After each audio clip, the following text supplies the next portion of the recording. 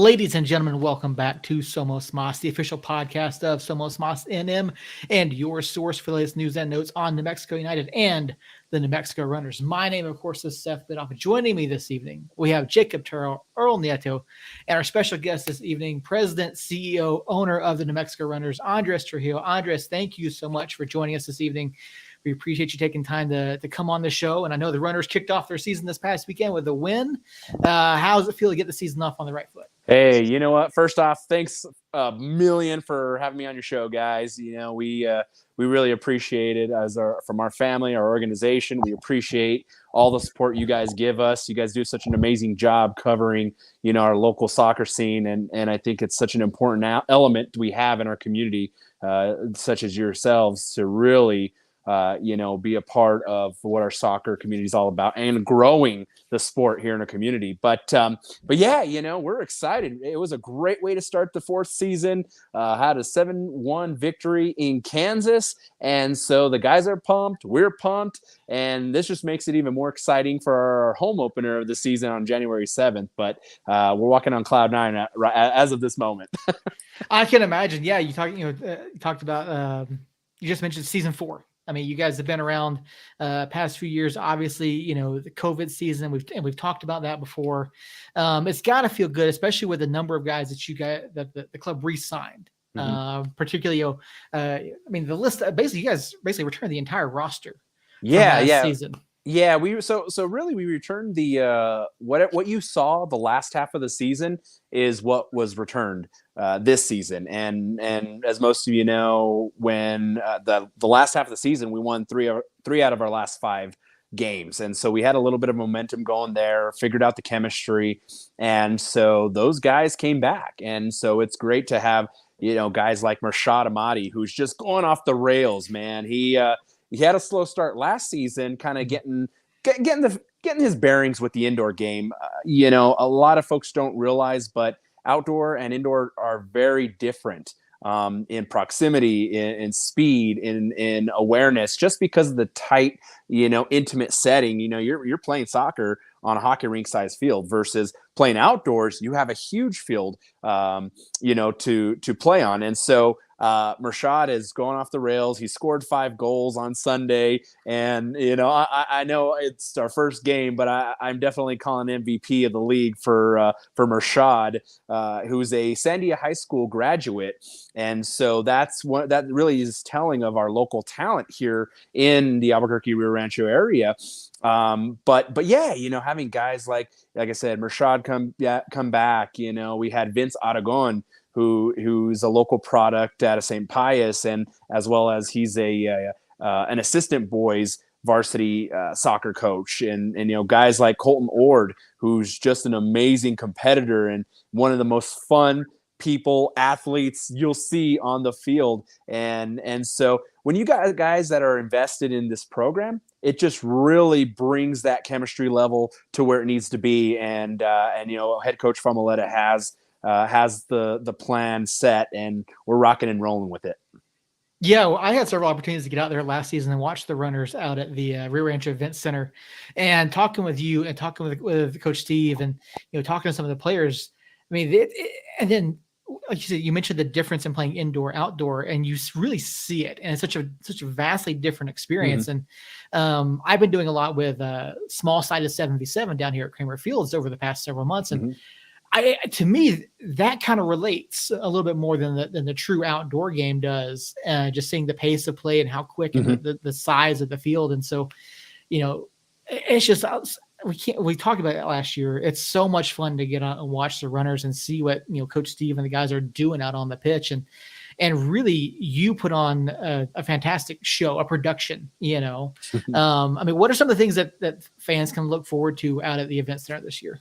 Yeah, we're every night's going to be a theme night. So, we want our fans, we want the community, we want everybody in our community to really enjoy what our product is, and we want to have as many different groups and folks that are important in the community recognized and whatnot. Our first home game on January 7th is actually themed Rio Rancho Community Day, Based off, obviously we're based out of Rio Rancho. So our thought process is to really give back to the Rio Rancho community through a promotion of Rio Rancho. So we'll be having a networking event with the Rio Rancho Chamber of Commerce there. So local Rio Rancho businesses can come to the game for free and set up their booths, get engaged with our fans, gather leads. So doing that, we're working on solidifying a Rio Rancho Community Cup between the varsity boys, Rio Rancho and Cleveland High School soccer teams. So we're going to be doing a little mini game before our game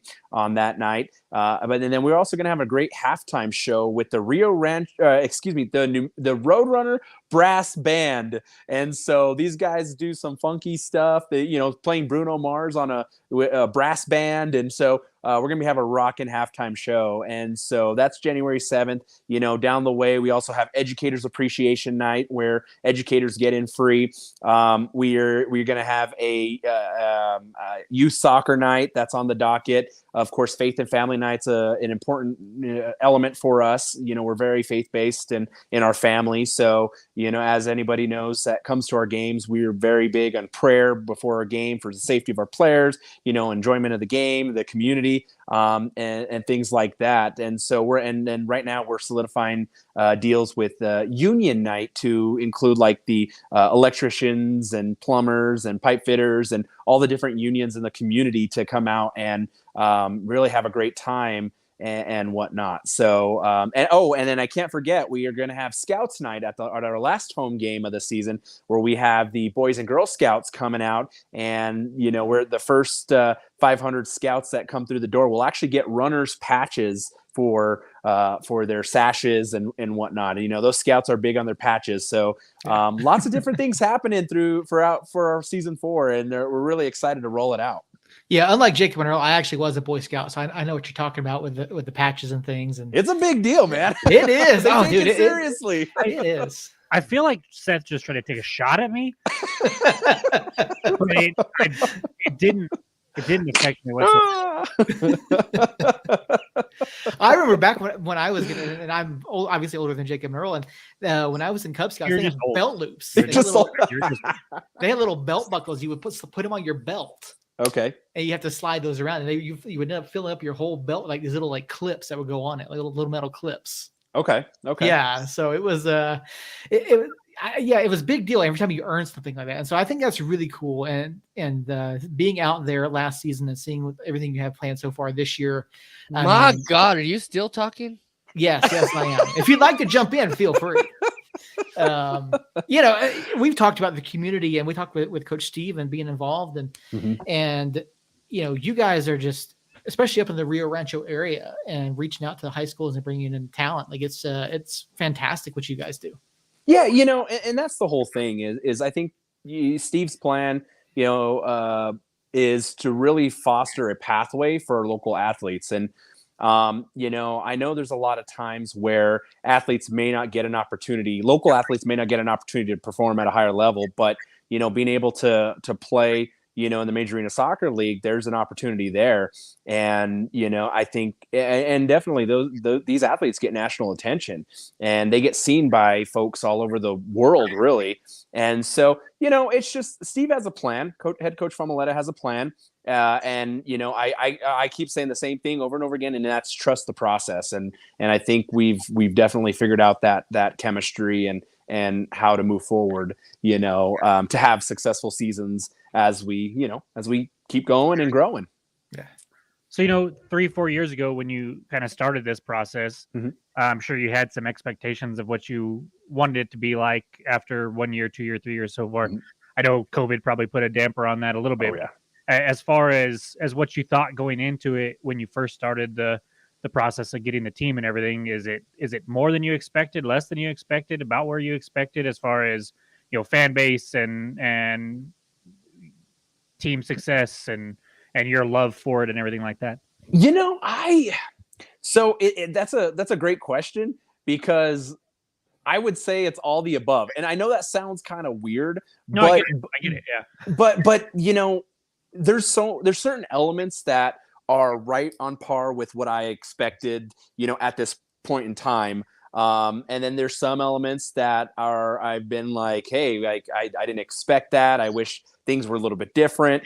And then there are other elements where it's like, wow, I can't believe that, we have gotten to where we're at. And, this is something that I never thought could be possible. And, on that level, I would say like being able to be as successful as we are, meaning that we're still here.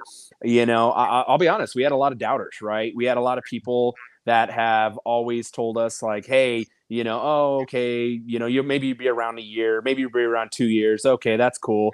And we'll see where you're at.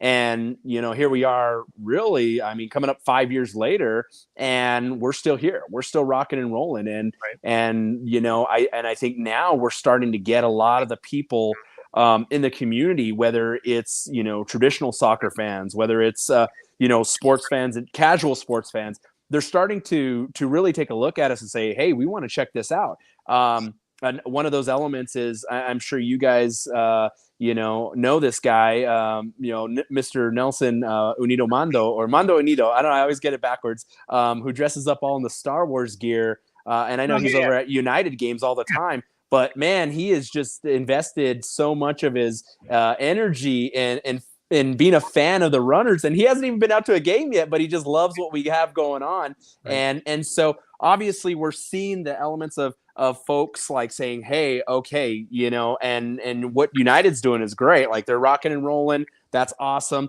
And now I think fans of United are really starting to say like, okay, the Runners, well, this is like a legit thing. Let's take a look at this and let's see what these guys have to offer. And so we're starting to, that growth is starting to finally take hold. And, it's just really exciting to see folks jazzed up about the first home game and this season. Yeah. And we kind of see that like, so I can think back like the Scorpions and what was the basketball team? Oh, Thunderbirds. Yeah. But you can even go farther back to the New Mexico Slam. I don't know if you remember those guys. And so we've seen that kind of stuff before, but it does feel like we're in kind of a new era for, I don't want to say like lower level sports in New Mexico, but for lack of a better term, with you guys and the Ice Wolves and United to an extent and Gladiators over there in the arena as well. There seems to be some sustainability building there. And I think I don't want to take away from what everybody else is doing, but United has kind of shed a light on, hey, we can survive. We can do these kinds of things at a smaller level and still have a good time and be a good outlet for the community. And I really enjoy seeing that with you guys and the Ice Wolves and everything like that. I wish I still lived closer so I could get to a few more games, but the fact that Seth's able to get out there, hopefully me and Earl can get out there this year and keep it going, keep that momentum that we've been getting the last few years with all those teams going and keep it up and help you guys grow. Jacob, I think you nailed it on the head, hit the nail on the head with that one. I think there's this light that's being shed on our sports right here locally, and not to say anything negative about UNM sports, but I really think for the longest time, I think UNM has dominated the sports market in New Mexico. I mean, since I don't know, I can't even remember. I mean, it's been so many years that they've dominated the sports market. So a lot of people have just kind of grown into this like, oh, the only thing that's there is Lobo football or Lobo basketball or whatnot. And so now that there is this really blossom of sustainable sports that's taken hold, now people have kind of opened their eyes and said, well, UNM isn't the only thing. And again, UNM's UNM and what they do is great. They're but it's collegiate, right? And so we have other sports that are on higher level, past collegiate. And so I really do think the community around New Mexico, in different markets are really starting to see this and invest their efforts and time into supporting our local sports teams. So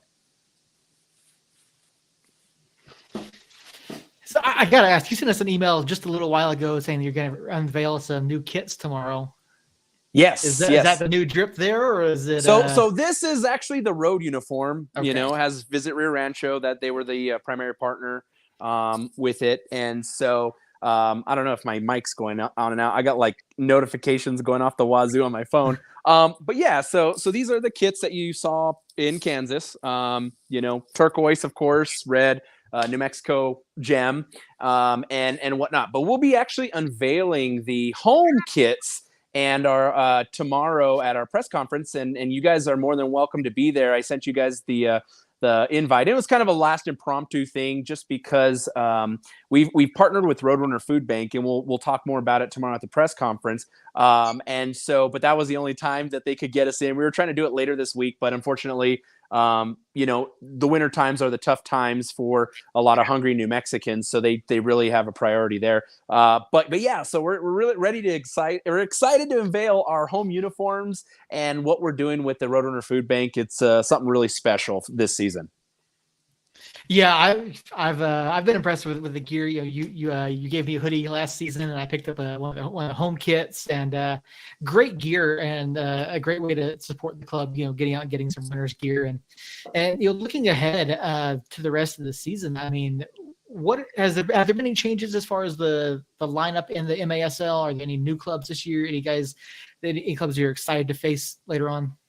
Yeah, in our league, we're at 15 teams, so there's 3 divisions. It's kind of a little unorthodox, but that's just based on geography. That's what the league decided to do. So you have your East, your Midwest, which we're a part of, and your West Coast. And of course, within the Midwest division, it's us.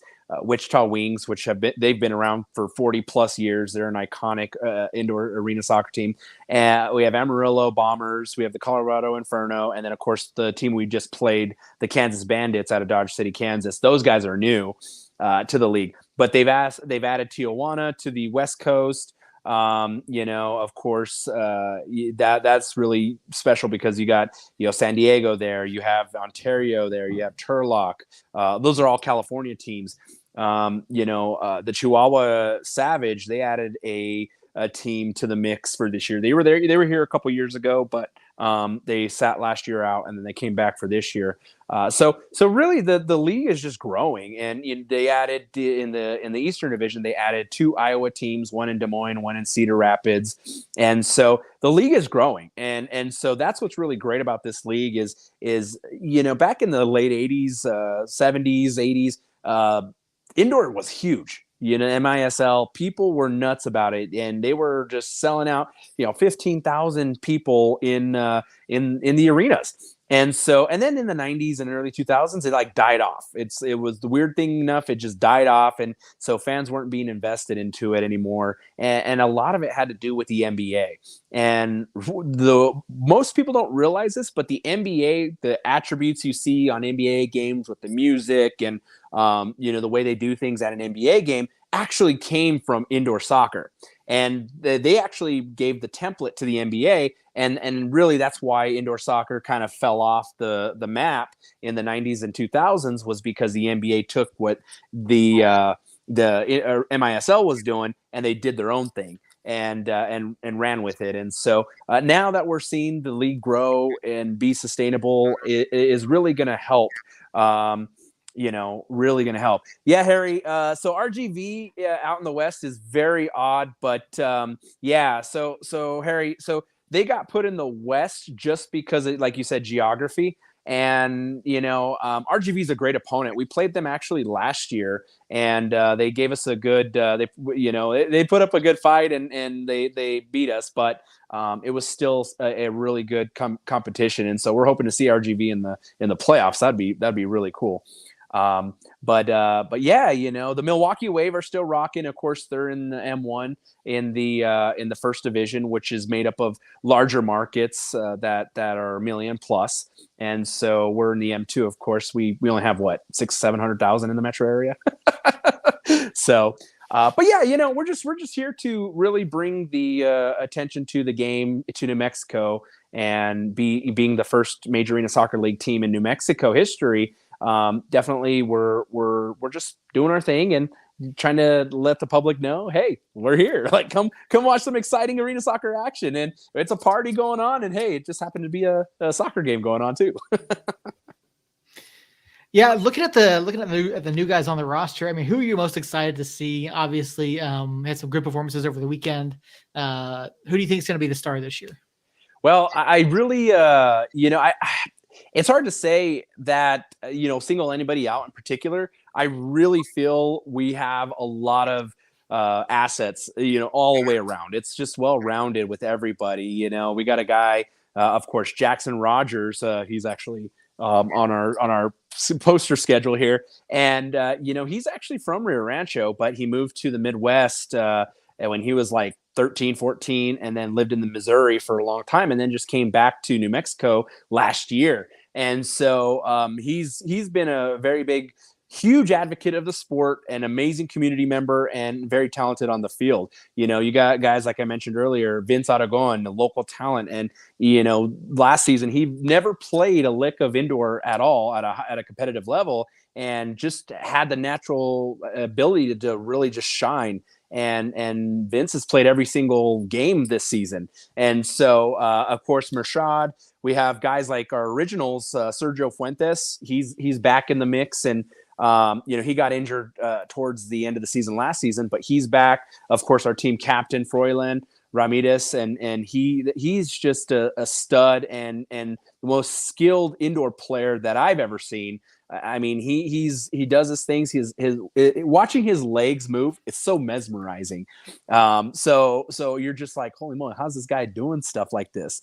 And it's just really exciting. So hey, Robert, there's talks of San Antonio potentially having that a market open up. So hopefully there's some momentum there, and some sports investors or entrepreneurs would will jump in and really set something down in San Antonio. So but like I said, just the roster in general is just great, and got a lot of young guys that are just really hungry. Giovanni Villalba, the guy's only 20, and he's just dynamite on the field. And so, and he's a Trisco Heritage Academy product, and never played college, never played anything outside of high school, and has been a huge asset to the squad. So yeah, I mean, like I said, it's just well rounded this season, and I'm just excited to see what everybody does. So yeah. I'm curious, at least from my standpoint, when you're, because obviously, and I think we kind of talked about last year. I mean, I've been in a conversation I had with Coach Steve, is that some of the other clubs bring in actual like pro guys to play on the weekends, and they fly them in and out. And you guys truly are a semi-professional team. These guys are, they're obviously not getting the salaries that you see in other leagues. When you're bringing guys in, what's that conversation like in terms of compensation and playtime and things like that? Yeah. So it's hard to say that we're a semi-professional team, because we're really not. We are actually playing in a professional league. Now, one of the things about New Mexico is workman's comp is very, very interesting, and even if you pay a little bit of money to anybody, any of your players, I mean, you're expecting $50,000 a year in workman's comp, you have to pay for as an organization. So what we do is very unique. We actually commission our players as salespeople. So, getting sponsors and partners and ticket sales and stuff like that. And we actually pay our players through sponsorship sales. And when they get sponsorship sales, when they get ticket sales, they actually get a 20% commission on things. So that's how they actually get paid. But we also, on our end, we give them perks, through we have a team sports physician that takes care of them. They get float recovery and things like that. So there's perks to it, but at the end of the day, a lot of our guys are have their own professional careers. We got real estate guys, we got folks that work at the labs, we got folks that work in medical, we got a lot of these guys have professional jobs already in the community, and so they just happen to have their roots here locally. And we actually only have one guy that's from out of state that we signed new this year. His name's Austin Snyder, and he's out of Grand Rapids, Michigan. And so very talented guy, played actually in the third division, the M3, MASL 3, but ended up moving here. And, his significant other is working here, doing her thing here, and it just happened to work out that he was able to play for us and sign with us. But at the end of the day, these guys have their roots here, and they still have it in them. They still have that drive. They still have that passion. And being on an island makes things very difficult, here in New Mexico. I mean, our closest opponent is Amarillo, 4 hours away, but then you got Colorado, which is 5.5. Then after that, it's 7.5+ hour drive just to get anywhere else. And so, working with other, so one thing about us as well that I wanted to mention is, so we actually have affiliations and work together with M1 teams, so major market teams. And so if a major market team likes one of our players, there's actually an opportunity for our players to play at the first division and actually make a little bit of a salary as well. But to kind of be honest, like with arena soccer, the Major Arena Soccer League, the salary isn't much. I mean, even in the M1 and the major markets, you're looking at maybe a guy that plays solid for let's say San Diego. He's probably only bringing in 10 to 15 grand a year. It really isn't a lot of money in this league. And so the idea, though, and the direction of the league is to grow the league so we can get to that point where things become sustainable for athletes to make a living out of this. So you mentioned that a lot of the guys here are local talents, local people. So what are the odds that a couple of years back, one of us, which isn't this guy or the guy over there, did wind up putting a ball behind the great Casey Gasson. Casey, if you're listening, it is on video. It's somewhere out there in the world, somewheres. What are In the odds Twitter, it's in Twitter somewhere. Twitterverse, sure. as they say. So with that, what are the odds of Earl retiring as a New Mexico runner? Hey, Earl, you know what? You can come out. You can play. Hey, I know Earl has some skills, man. So, and that's what I'm saying. You got to come out to one of our trainings, and put that foot to the test because I mean, there's people. I tell you, whoa, wow, what was that? Hold on, sorry, holy moly, hold on. We have technical difficulties here. It did not want you talking positive about Earl. No, Yeah, that's what it was. So I got so excited talking. I get so excited talking to you guys, and and then it popped up. Okay, there we go. Now we're back in action. What's really crazy about the this game is that people come out of the and come out of the woodwork and they can play. I've mentioned several already that have shown what they can do in this league and compete with, at a national level. So, Earl, we got to get you out to one of our trainings, man. I mean, let's make it a point. You tell me when, I'll make it happen. We train every Wednesday and Thursday at International Indoor Arena at 5 a.m. That might be early for you, but actually, it's not. I'm up at 4 a.m. in the morning, so it's all right. Oh, okay. Yeah, there you go. Yeah, no, there you go. That'd be perfect. So that means you got to come out. Also, I do think that Jacob's going to try to challenge me to a charity shootout during one of your games, just so you know. Ooh, let's do it. Let's do a charity shootout. I'm game for that. Yeah, they've been talking about this. We talked to David Carl about possibly doing it. We'd love to do it with you guys too. Yeah. You give me the details of what you want done, and we'll make it happen. And one of the things we want to do this year, and I'm still working on it at one of the home games this season, we were actually working on a celebrity mini game. And so we'll have you guys invited to that. And Earl, if you think you got what it takes to be in the celebrity game, let's do it. Try to plan it for. I'm trying to look at your calendar, like the last home game. Sure, let's do this. Yeah, there you go. The 18th of March. That way Earl can get kind of in shape. And yeah, Robert has points. Earl has skills. They're not soccer related, but he's an amateur DJ, a good storyteller, and also a good joke writer. You know what? You nailed it, Robert. Earl is all of those, all of the above. I love it. He's also my only fan, by the way. What? No, you have a lot of fans, man. I know people that talk about you all the time, and good things too, not bad things. Yeah, sure. I'm sure. What did he say? Team Earl. Hashtag Team Earl. All right, so we're gonna have to make that a big deal now. Hashtag Team Earl.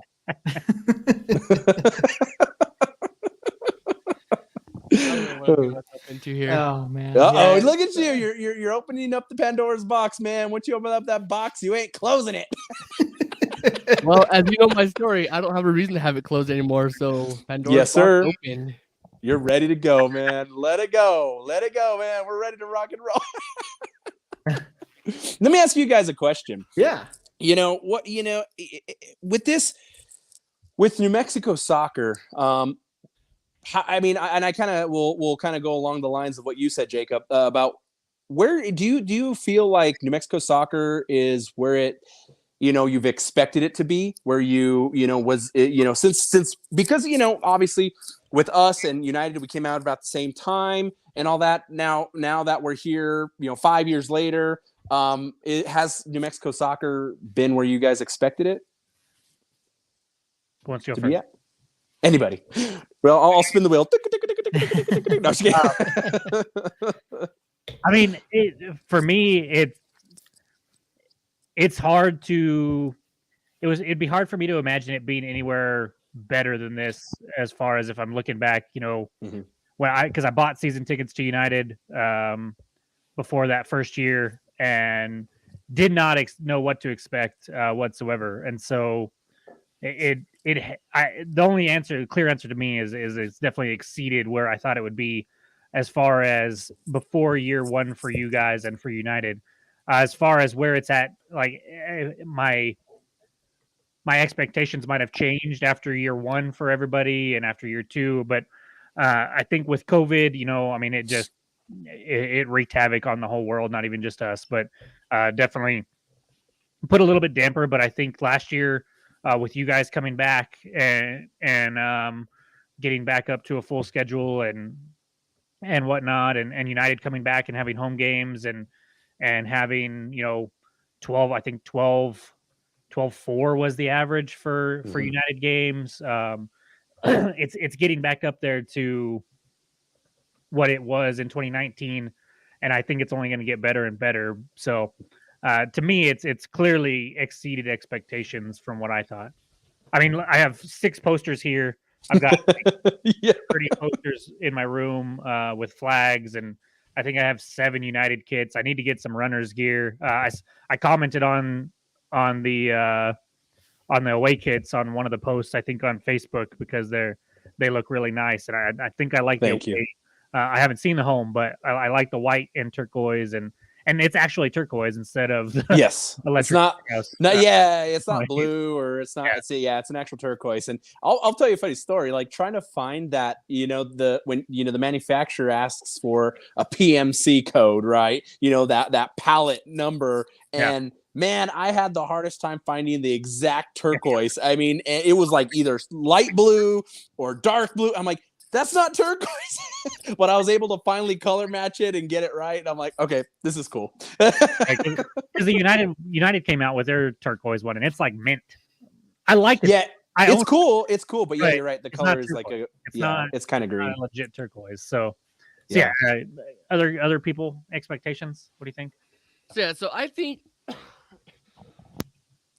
Seth, this might be your cue. No, I'm just kidding. Sorry, Earl dies of a bunch of infections he has. My God, are you still talking? I hate this guy. I really hate it here. I'm not gonna lie. So yeah, I don't think I could be any more proud of the expectation of what New Mexico sports has had. I mean, obviously, year one, I was never a soccer fan, so I had no idea what to expect. So I bought tickets to go to the first game, the first match, because obviously it's a New Mexico sport, New Mexico professional sport. So I had to go check it out. Mm-hmm. Seeing it, I was impressed. And then obviously following the rest of the season, hopping on with these guys early that season, and then being with them ever since, I've got to see all the sports of New Mexico grow. So obviously United, I've seen the runners grow. I've seen them actually be founded and grow. Then the Ice Wolves, just watching them do their thing as well. Mm-hmm. I mean, yeah, I couldn't be more happy for the success of New Mexico sports. But with that, I do think that New Mexico is a very, very scarce place for any kind of sport. I mean, you look at soccer. I mean, New Mexico obviously now soccer place. If you look at basketball, obviously the Lobos, I mean, now they're doing good, 11-0, but years past, we're lucky to be 1-8 at this point. So obviously New Mexico has never been decent with sports. We've always had some kind of shit luck, for lack of better words. So obviously seeing all the clubs that we have right now and all the teams being successful, like I was saying though, it's a scarce land for New Mexico sports because it's hard to draw big names to New Mexico because how do you sell them? Oh, we got the Sandias. We got pretty cool sunrises and sunsets. Like, it's hard to draw some kind of huge name because there's not like a huge downtown market. There's not a huge growth opportunity for that individual. So that's the only downfall of it, is that it's not a huge sports market name. But other than that, I mean, the names that we do draw, I mean, perform well. Yeah, it's New Mexico soccer. Like, it's amazing. Like, I grew up in Atlanta where it was all baseball, basketball, football, because ACC, SEC territory. Soccer wasn't even a thing when I was a kid. So to come here, and then several years later, Atlanta United came about, and then they had the Silverbacks and other clubs there, and seeing New Mexico United and the Runners and the explosion of youth sports, youth soccer, because I referee DCSL, ASL, I referee down at Kramer. And there are so you want to ref people. MASL games? Dude, I'm grassroots certified. I don't know if I reach MASL level. I don't know if I'm qualified for that, but yeah, absolutely. Like, and we'll figure that out later. Don't worry about it. Yeah. Yes, we'll figure it out later. But just seeing how many people are involved and the excitement surrounding it, and the support coming from Texas and Arizona and Colorado for especially the youth tournaments. Like, there's so much here to look forward to in terms of the development of sport and clubs, and just it's just incredible seeing how much is there, and just how much the clubs are giving back to the communities. Between you guys and United, and the Soul was involved, and Albuquerque FC, just the commitment that the clubs and the ownership groups have to working and continue to build New Mexico as a whole is just incredible. Yeah, no, and I think those are all great answers. I mean, great opinions and great point of view. I think there's so much potential, and I think it's only the tip of the iceberg, honestly. And, I really think that there's like a weird type of, I don't know what do you want to call it, but like, not competitive, but it is kind of like a competitive thing where a lot of sports organizations throughout history have like kind of competed with each other, and instead of working together. And I think we've reached a point though, in this time where people or sports organizations are starting to really realize we all actually complement each other at the end of the day. And, one element or one example is, definitely had a very really cool out of the blue text message on was it Friday night? I think it was Friday night. From Peter Trevisani. And so he gave me a, good luck message and LFG and, for, good luck to the first game in the season and stuff like that. And he's jazzed up to come to the games this year.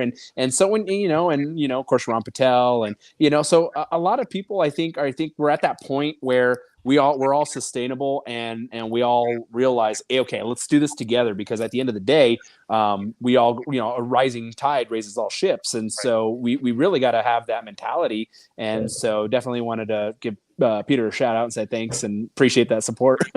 Thanks. Yeah, it's great. I can't wait to see,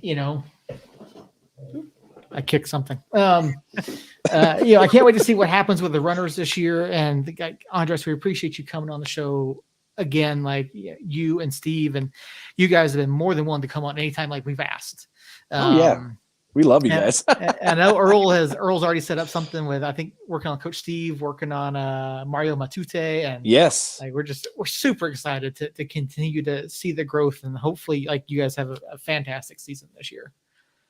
Thanks. Yeah, no, and the thing is that it's one step at a time, and it's sometimes it's hard for me to take a step back and reflect upon that. I always have these really grandiose ideas, and I'm like, okay, well, this is what I want, and realizing organically is how I have to let things kind of grow, right? You water the seed and it'll grow in its own time. And I think we're, at least for me, I'm realizing, hey, like, this is work. This is the path I need to take. Because I'll be honest, I stress out, like, Yeah. during the every year, every season, during this time of year is always so stressful for me. And I'm like freaking out. I'm like, oh, did I miss something? What's going on? And things like that. And it becomes like this weight on my shoulders. And over time, the weight kind of starts to lift off, because I keep, I'm starting to realize, hey, you know what, things will grow organically. I don't need to force anything, and we'll let it take its natural path. We keep doing what we're doing, and it'll happen. And my wife will tell you, she goes, holy moly, dude, like, this time of year is rough, because, oh my gosh, she is so high strung, and this time of year, oh my gosh. But at the end of the day, I'm learning, of course, I'm not perfect, but I'm learning, like, hey, let's just let this do its thing. We'll put our product out there, and folks will, start following, based off what we're putting out there into the community. So, like I said, we're step by step getting there, and I feel really good about this season, on and off the pitch, and it's just going to be rocking. Yeah, we can't wait. I mean, it's always exciting. Hopefully, we can, like I said, we'll hopefully get Earl out there for a training session. I can potentially get out there, and we'll see if Earl. I got your media passes. I actually just made them up today, so sweet. Your media passes are ready. You just have to be there at 5 a.m. to get them. There we go. Yeah, the incentive. Yeah, Errol's incentivizing everybody to get up there and come watch him practice. There we go. Yeah, in order to get the media pass, you have to be there at 5 a.m. Got it. Are you guys taking next week off for the holidays, or? So we are actually going to take this week off for the holidays. Okay. The guys need a little bit of rest, and adjustments, and whatnot, and to recover a little bit. And so coach decided to definitely have the guys recover a little bit. And of course, recovery includes like True Rest Float Spa, our official float partner. They've been our official float partner for the last 4 seasons, I think 4 seasons. So that's a great recovery method for those guys. But yeah, Robert, we stream on our Facebook page, so we go Facebook Live. So of course, anybody can watch it. You don't have to have a Facebook account to watch Facebook Live events, but New Mexico, Facebook.com/NMrunners/live, and you can always catch our home games as well. But yeah, so this week will be the relaxation week, and then next week will be the get back to work week, just because it's closer. It's kind of like on the other side of the fence, gearing up for the home game. Okay. Yeah, sounds good. So yeah, again, first home game of the season, January 7th. Got it behind you at 2:05 p.m. kickoff, which is a little bit different. Yes, different this year. Yeah, for at least the first game. Yeah, because I made a comment about that a couple weeks ago when the schedule was announced, and I said, "Oh, it's a little bit different." So make sure that you are aware 2:05 kickoff, not 5:05. So there was actually a reason behind that. When we were initially getting our season schedule put together, we actually moved it from 5 to 2:05 because there in the original draft of the schedule, we were going to play Amarillo here at home on the 7th, and then go Sunday to Amarillo to play them, on the 8th. And so the thought was, we will start, move it back 3 hours, just so that we get the game done faster. Our guys have time to relax and rest before we go to Amarillo to play.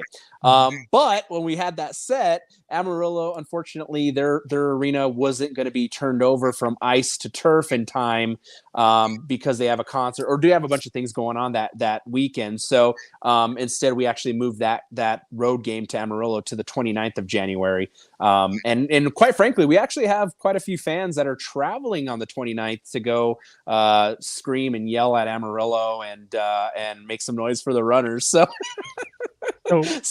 yeah. Amarillo is the same distance from me as Albuquerque. So 4 hours. Well, no, for me, it's only 2.5. I live outside of town, so I live in Fort Sumner. So for me, yeah. So you're right there. Yeah, okay. me to drive to Albuquerque is 2.5 hours. Me to drive to Amarillo is 2.5 hours. So I might have to come on down. I ultimately will have wait a for you. ticket for you at the, you bring a guest, whatever. I'll have a ticket at you at the box office so you get in and make some noise, brother. Sounds good. I'll have to hit you up on that. Yeah. Oh yeah, for sure. Jake, I might Andre- accompany you on that one. I don't know yet. Hey, there you go. Perfect Jumping in for on you that, guys. Earl. Come on, baby. Might as well. Might as well. I'm a single dude. I got nothing going on. I'll check my calendar. Yep, clear. Well, I'll tell you a funny story last season. So real quick, and so we went to Amarillo because we played at home on the first last season, and then went to Amarillo on the Amarillo sucks. Go Runners! I love you, Robert. Yes. So do I. He's my only fan. So we went to Amarillo on that Sunday, and we played them, and in the beginning, we were heckled by their junior hockey team that play the Ice Wolves. So they were there watching the game, and they were heckling us the first quarter, and then all of a sudden, their heckling turned into cheering for us, and they all started to become fans of us. Yeah, because they loved the way we played, and our guys, one thing about arena soccer is there's an entertainment element to it. So, there's banter, there's, back and forth. It's like, sometimes I like to refer to it to kind of like the WWE of sports, right? Of arena, of soccer. And so the banter goes Now back you're and forth. my language. Yeah, dude. And so all of a sudden these hockey players that are Amarillo hockey players started becoming fans of ours. And then after the game, everybody gets to come out of the field, and man, they were taking pictures with our guys. They didn't even go to the Amarillo guys. They were all taking pictures with us. And so what I did was I was like, all right, guys, I had a whole stack of runner stickers. So I gave them to all my players, and I said, here, hand them out to all the Amarillo fans. And you can see all the kids get really excited, like, oh, I got a sticker. And then they would go, Mommy, look, I got a sticker. And then their parents would be like, that's not our team. Well, that's great though, because it's that's one thing that always kind of bugged me is if the players aren't interacting with the people that are coming out to support them, throughout the games, or if the clubs aren't doing things to help support the people who are in the stands, the fact that they were willing to come up and meet the runners players and cheering for you guys, like I think that's fantastic, because I mean, at the heart of it all, it grows the sport.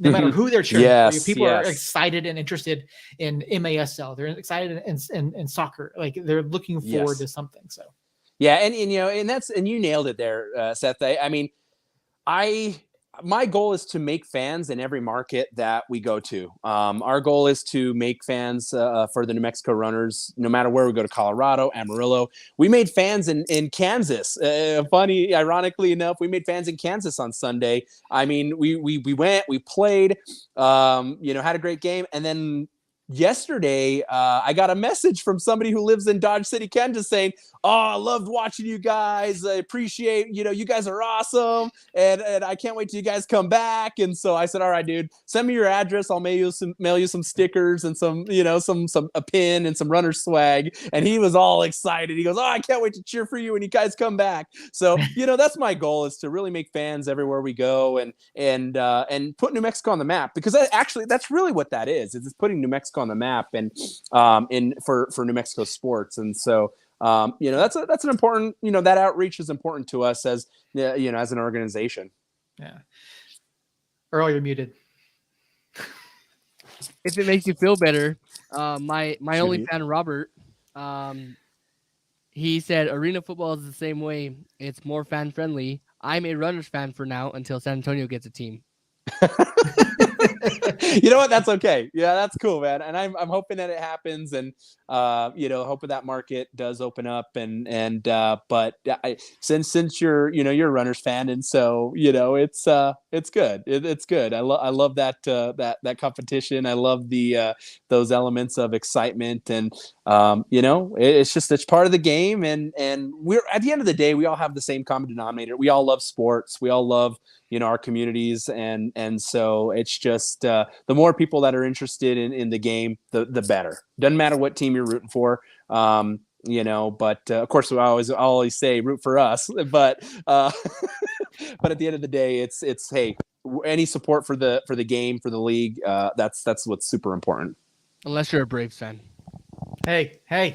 Uh-oh. That's dangerous. That's dangerous. I heard shots fired in the background there. Earl's got to throw a shot in because he's gonna dip out of here in just a minute. So Oh, doggy. But I mean, Andres, great having you on the show. We do appreciate you. Great conversation as always. And again, NewMexicoRunners.com. Get your tickets. Get out to Rio Rancho Event Center. If you can't make it, matches can be seen. Facebook Runners page, as you said. Yep. So yeah, January 7th, 2:05 p.m. Yeah, and if you guys are available tomorrow, 11 to noon, we'll be having a press conference. Of course, my press conferences don't ever last more than an hour. It's like half an hour, but yeah. I like to block off an hour. But 11:15, our press conference starts over at the Roadrunner Food Bank of New Mexico. So you guys are more than welcome to join. And hang out with us. KRQE's going, KOB4, they'll be out there. ProView Networks and a lot of the other media outlets will be out there to cover the promotion for our upcoming home opener. All right, very cool. Since I am here, I will do my best to dip out of work and come catch that. And it's your lunch break, man. Exactly. I can't wait to see the new kits tomorrow. I'm super excited to see that, and super excited for this season for the runners this year. We appreciate you guys. Just know that, Coach talks about you guys all the time, and he goes, "How are those guys doing?" I'm like, "That's great, man. Yeah, the whole crew, man. It's a great thing with what you guys do, and so again, from the bottom of my heart, I really appreciate you guys. Yeah, absolutely, Andres, and we will talk to you again soon. All right, fellas. All right, thanks.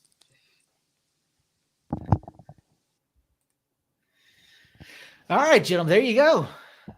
New Mexico Runners owner, president, CEO, Andres Trujillo. New Mexico Runners, of course, back at home January 7th, 2:05 p.m. Before Earl dips out of here, Earl, I have one burning question for you. Do you want Moar?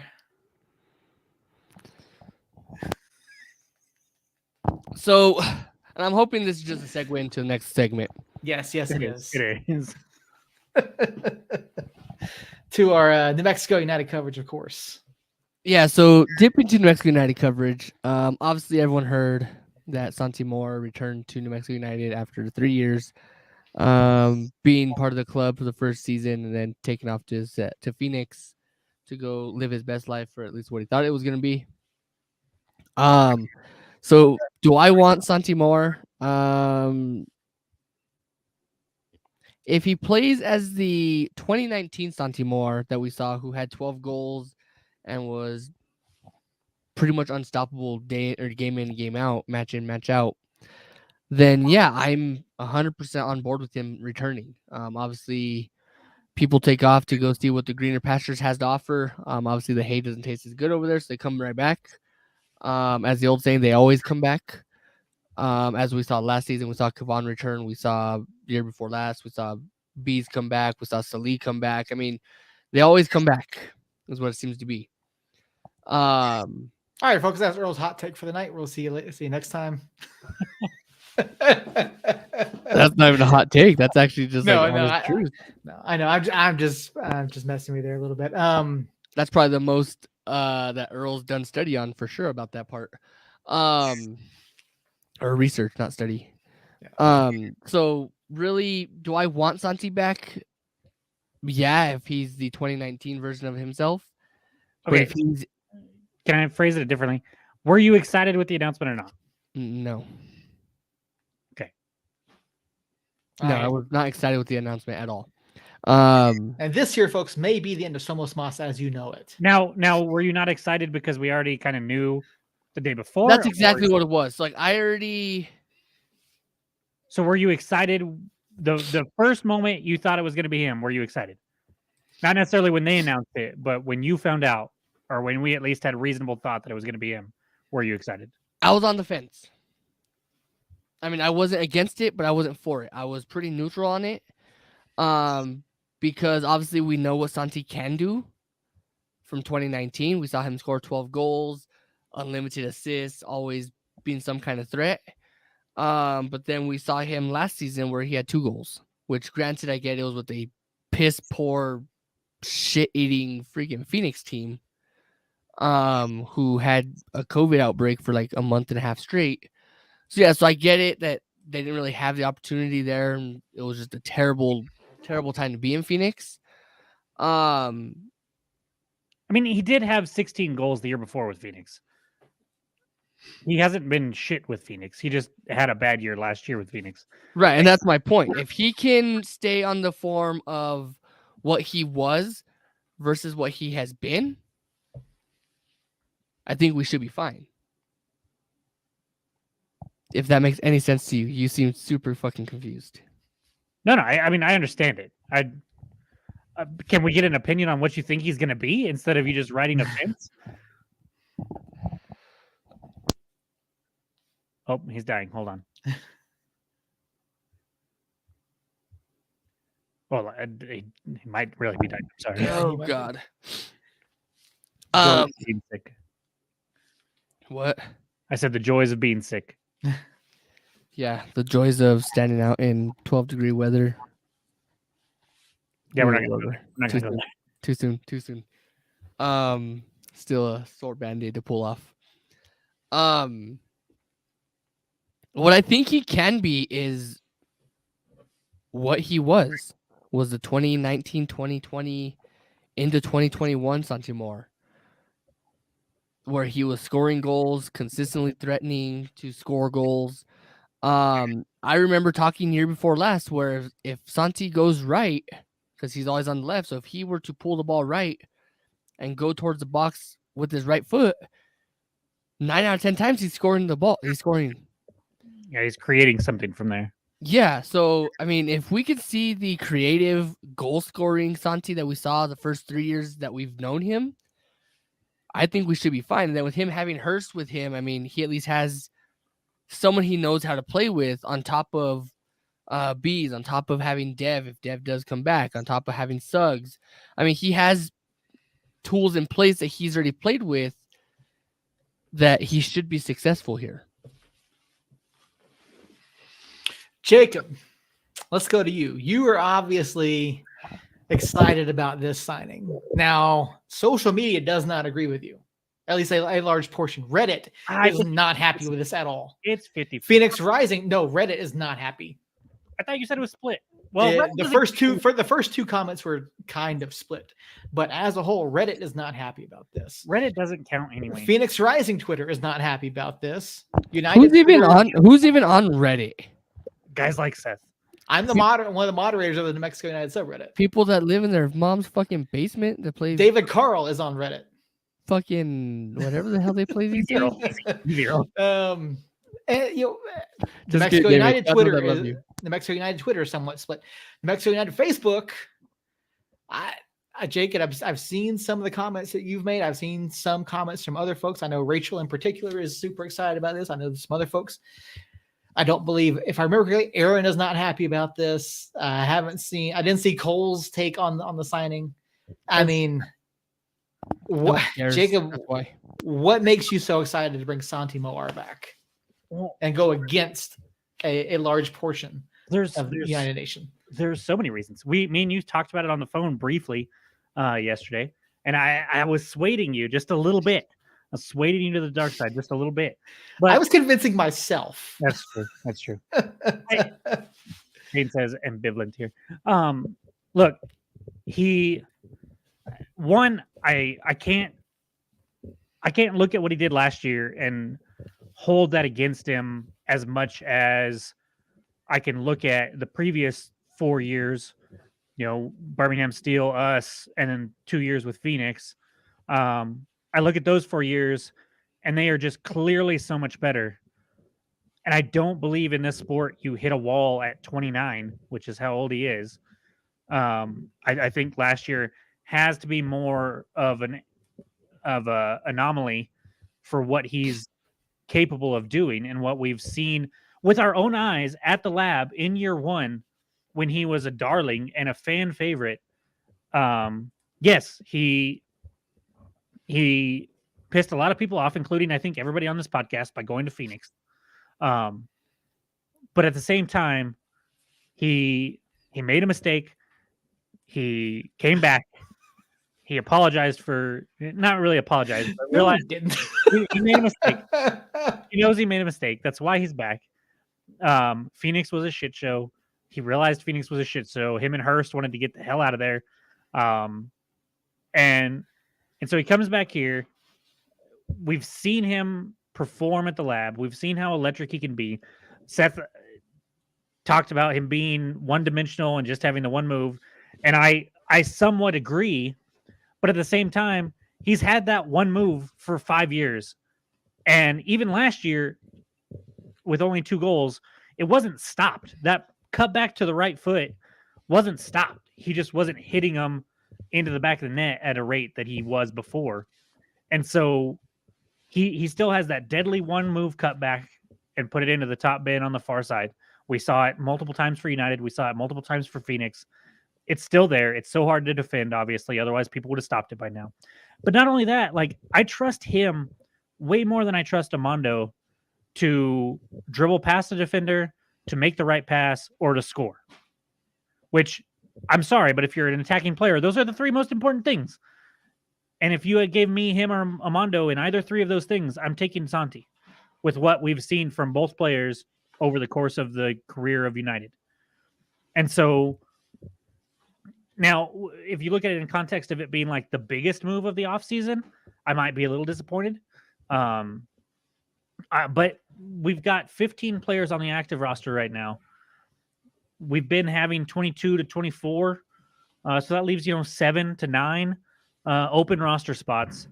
And we've learned the last 3 off seasons after year 1 that the players we bring in aren't necessarily going to be bench players. Like, it's not like we're settling. It's we want top tier competition from 1 to 24 for the most part. And I expect these next 7 to 9 players to be starting caliber players in the USL that are only going to push Santi to be better, or they're going to be better than Santi and they're going to play over Santi.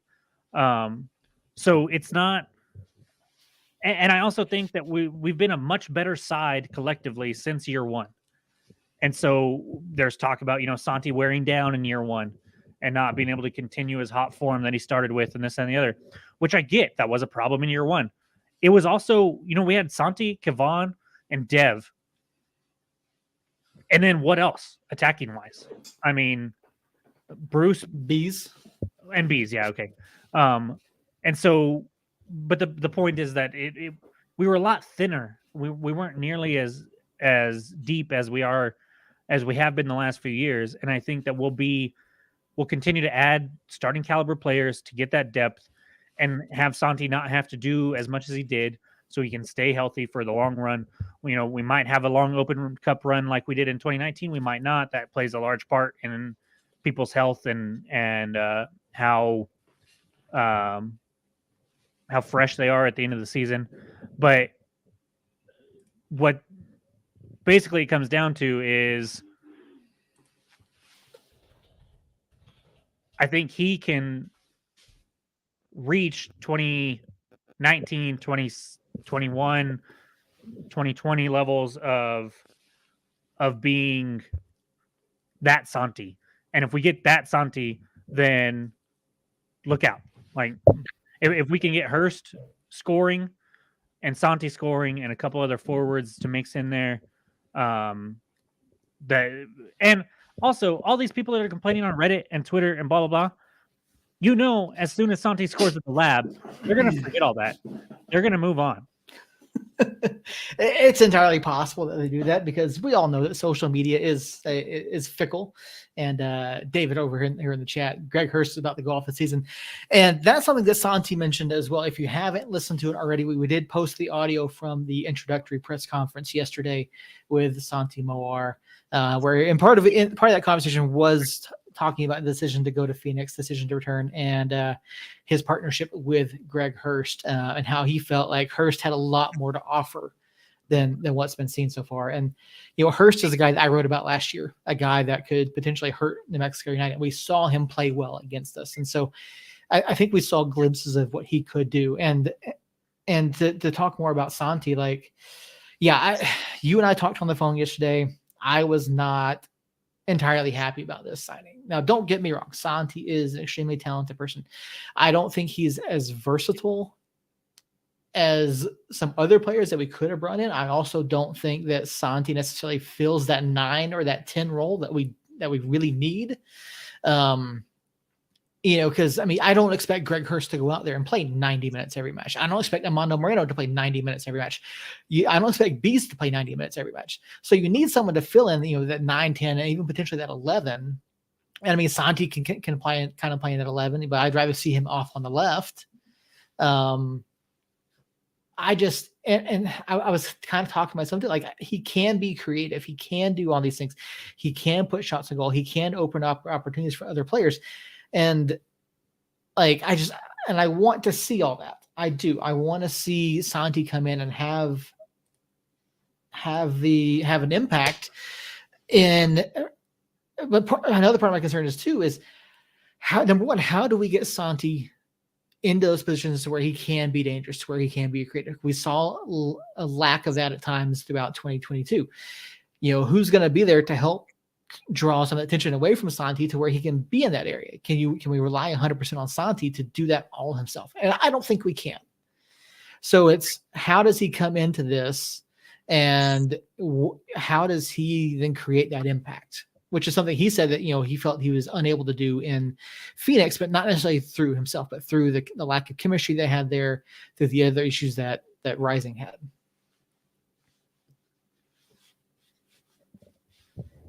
Yeah, I don't like you said he can do all these things, and then you still shit on the signing. I don't understand. Like, I just feel like I think there's a bigger need in other positions, and I know we still have. And David's point. We still have the roster is not complete, and yes, it's not complete. I feel like there are bigger needs than bringing in Santi. And I love Santi. Santi's a fantastic person. He really is, and like he does bring a lot. So if we don't sign Santi, who's playing on the left? In a forward position, Armando, right? You've got Armando who can do that. So you just said we needed somebody to spell Armando or to take time away from Armando. Santi is that guy. Because Armando can play that 11 up top, more so than Santi can. So if you have Armando there and Santi on the left, I don't understand. Like, he adds versatility. He adds some depth to that attacking up front trio. That's what you say we need. And I know we need more like in the actual number 9, striker position, but I think Hurst is a huge step forward in that position. Mm-hmm. And I mean, we let go of like 17 from last year forwards. And it's not like we're going to let go of 17 forwards and bring in one and call it a day. Like, more forwards are going to be on the way. I have very. Oh yeah, no, I don't doubt that at all. I'm just, and David's right. People are going to love the signing, and minds will change. Once Santi gets in there, and once he's able to start producing, it will change. That mindset will change, particularly if that production leads to goals or better results than what we've seen in the past. And so, like I said, I like Santi. I think he brings a lot to the table. I just, from my perspective, I think there's other things that we could have filled in first. But Santi's the guy that the club has tried to bring back. First doesn't matter to me though, because it's not like they're going in order of biggest need as far as releasing these signings. It's just how they happen and how things fall into place when they do. So it's not like they're going, oh, we need this first, let's announce this first. We need this second, let's announce this second. So I don't understand, specifically for your apprehension to this signing, why that matters as to why it was announced before, say, a Nico Brett-esque signing coming up. I don't know why the order of that matters. The order doesn't necessarily matter. I just felt like and again, it's just my way of thinking. It's like, okay, well, we have Santi coming in. We have other needs. Can we frame this comment at least like the first 5 words? Jacob is 100%. And I'm not disagreeing with this. I'm not saying that we're not going to sign a 9 or a 10. I'm not saying we're not going to do that. I'm just saying, looking at it from the outside, it's like, okay, looking at what we need, why then bring in another winger? And that's where a lot of the fan perspective is. And then you also have the fan perspective of, oh, he left for Phoenix. He left for the rival, And so people took exception to that as well. And so I don't have as big of an issue with that as I want to see Santi come in. I want him to see him be productive. I want to see him come in and help push this offense to be better than it was last year, which I think he can do. And I want to see all that, and I will be ecstatic, if we see that come to fruition. But you don't think it will? No, I'm not saying that. I'm saying I'm leaning towards the pessimistic side of wait and see, then immediately jump to this is going to be life-changing for New Mexico United going into 2023. Because I want to see this system click and work and create chances and force goals and force opponents to make mistakes. And I want to see better results than what we saw at times in 2022. And I think you would agree with that part. Yeah, but I think Santi is an answer to that. Because I love Bruce and I love Harry. And they did what they were supposed to do perfectly. But Santi is a different animal. He is a different man with the foot, with the ball at his feet than either Bruce or Harry or Armando for that matter. And so that creativity specifically on the wing from a wider area in the channels there, right around the 18 at the corner there. He brings a way to generate space for guys like Hurst or Harry or Bruce coming on the backside, or Armando coming on the backside, or Weehan or Armando at the top of the box while Hurst dives to a post. He brings that attention. He's still Santi Moar. He still has a name brand attraction to him by the defense that I think is going to open things up more than, we've seen in the last couple of years, specifically last year on the wing. Interesting conversation over here. Earl asking, why does it seem like the club is going back to old girlfriends, quote unquote? Santi answered that question in the press conference. It's clear that Earl did not listen. And this is something we've heard from multiple different guys. New Mexico is doing something right that makes players want to come back. And, Santi went on to say that, United has reached out to him in the past, inquired about the possibility of bringing him back. And like I said, I think he's a tremendously talented person. I want to see him push, because he's the guy that can push this offense to be better. And I want to see that. I want to see what this club can do. I want to see a 9. I want to see a 10. I want to see guys who can draw attention away so that Santi can be in space. So yes, Santi can create space. Yes, Santi can do this. But I don't want to put that burden 100% at the feet of Santi. Right. And so that's why I don't know. That's kind of I want to see a 9 and a 10. I want to see those positions filled. I think once we get that, with the addition of Hurst, with Moreno who can play that 11, play up top, guy who can play out wide, Nava who can play through the middle, not just like in that 10. But you've got pieces around Santi, around Hurst that can create. I want to see it in action. Like I'm itching more and more to getting out there preseason and seeing this in action and seeing what the guys can do. And I'm excited I'm excited to see what can happen. I'm just I'm trying to be reserved on this because, I know how people are thinking about this, and again, it's we're bringing all these people back. I know how they are too, and they're wrong. You hear that, Cole? You're wrong. I don't think it's fair to look at this signing and be like, oh, he's going to be the savior. I'm not looking at it like that. No. And I think if you look at it like that, and then you're on the pessimistic side of Santi, then you're going to think, oh, it's a complete failure because he's not going to be the savior. But I don't expect him to be a savior at all. No, I know, but I'm not saying you. I'm saying the Coles and the Carlos Martinez's of the world. I don't understand how one bad season with a just shit show of a Phoenix organization that last year can make you forget about the 16 goal performance the year before, the 12 goal performance the year with us, the rookie of the year before that. He's still a supremely talented player that I think, to me, instead of being pessimistic as far as what you think he can do, I just see nothing but optimism there with him bouncing back from a bad year last year, at an unlucky year last year at that, he didn't convert nearly at the rate that he usually does. And I think, to me, that screams bad workplace, because I've been in workplace. I know it's not soccer, but you're in a workplace that you're not happy in. You're not going to perform your best. And to me, last year screams that. And so I don't know why you would lean towards he's not going to bounce back as opposed to he's going to bounce back. I could definitely be wrong. Don't get me wrong. I mean, it's happened once or twice on this podcast before. But to me, it just seems like the statistical anomalies from last year, the way he's looked in previous years, just the evidence is there to me that he's going to bounce back more than stay what he was last year or drop off. Yeah, and we've talked at length about the issues in Phoenix last year. We've talked about the drop off, from Santi and Hurst and Fleming and not Fleming's, some of the other JJ Williams and some of the other guys they had out there.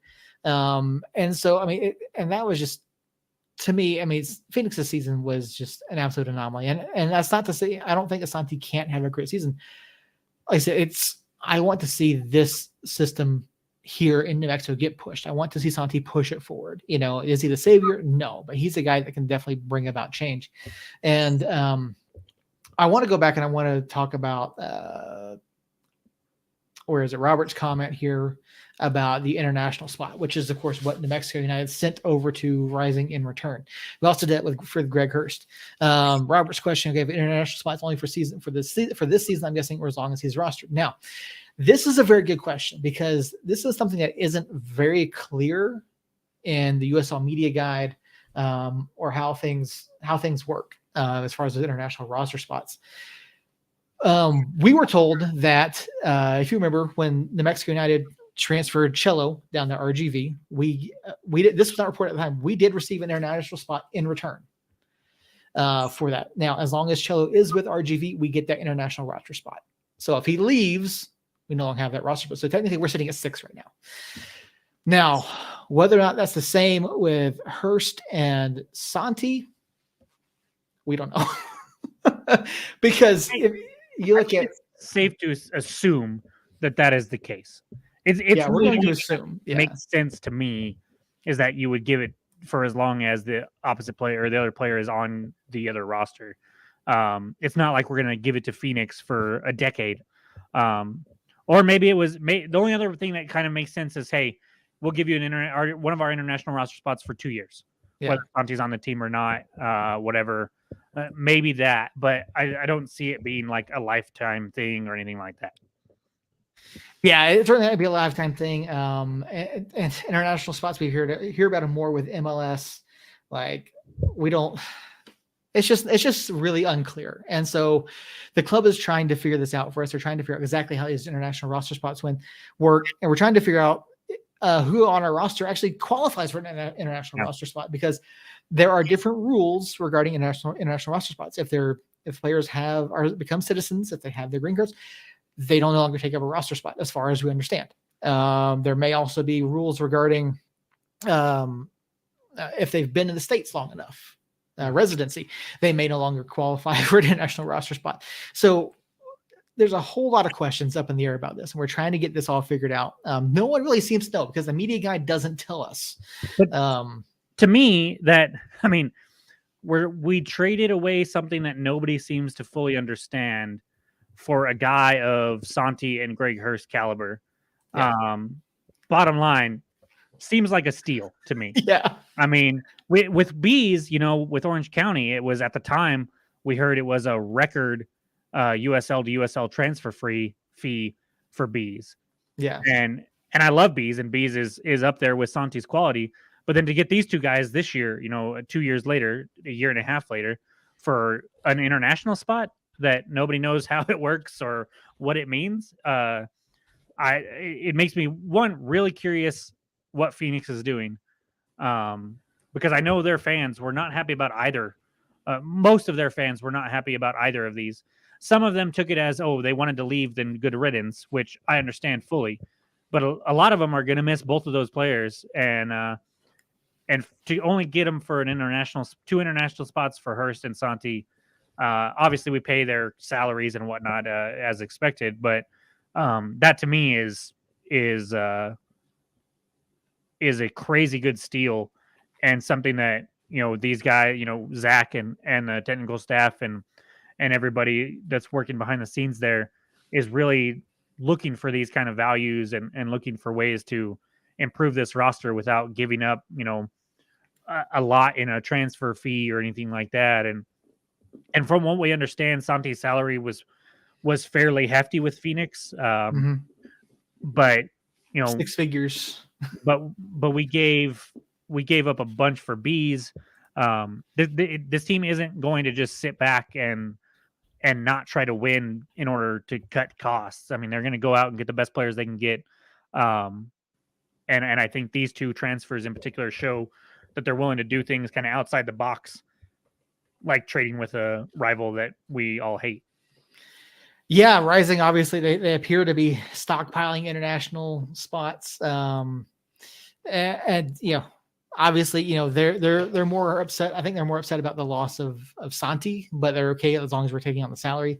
I mean, we got 2 talented guys from them for spots that no one really understands. So yeah, like you said, probably a steal. David, yes, you can announce it right now here tonight with us. We will gladly announce that for you. At least a hint. Yeah. At least a small hint.